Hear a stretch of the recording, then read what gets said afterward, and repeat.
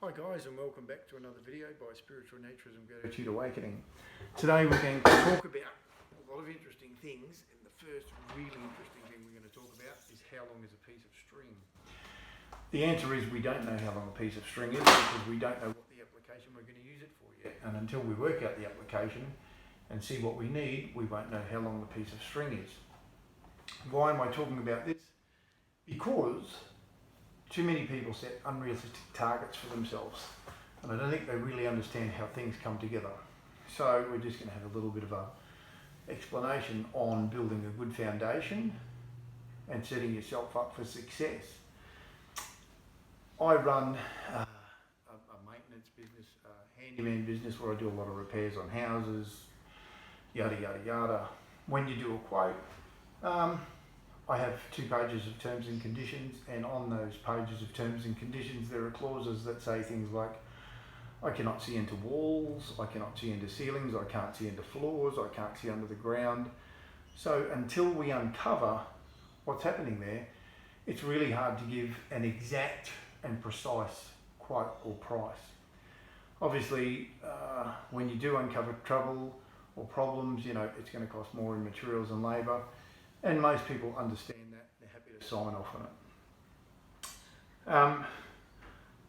The thing is, with these unrealistic targets, and we'll go to another example there, is I was fortunate enough working in a manufacturing plant to be in a position of middle management.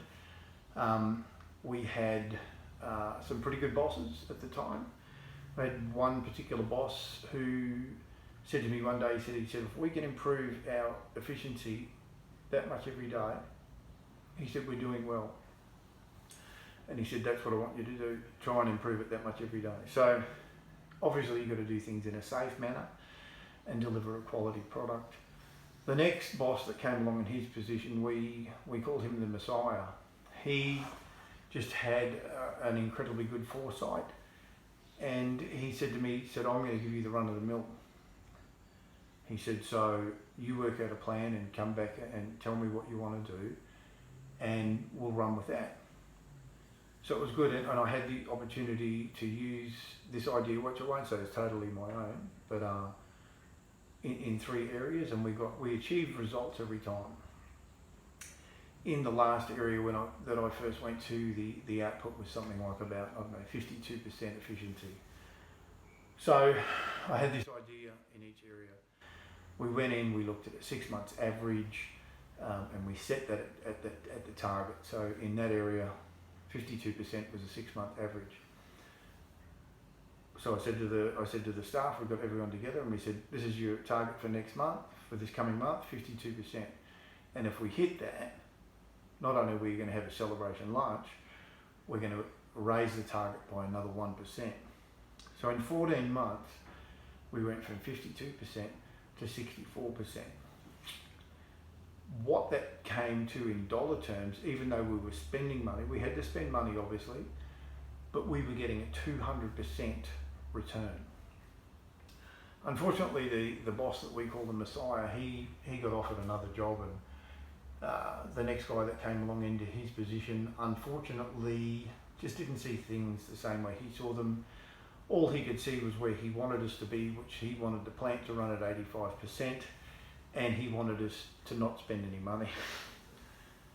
He basically brought this into play. Our hands were tied, we couldn't do anything about it.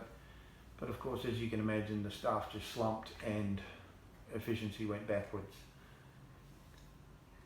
Why am I saying all this? I'm saying this because I see too many people setting themselves up for failure. They set unrealistic and unattainable or unachievable targets. So if you want to save $1 million in 12 months, but you get paid $1,000 a week and your expenses are $950 a week, that leaves you $50 a week, am I correct? So if you save $50 a week for a year, it doesn't equal $1 million, does it? So you've immediately set yourself up for failure. And I see people do this with trying to save money, whether they're trying to lose weight, whatever they're trying to do.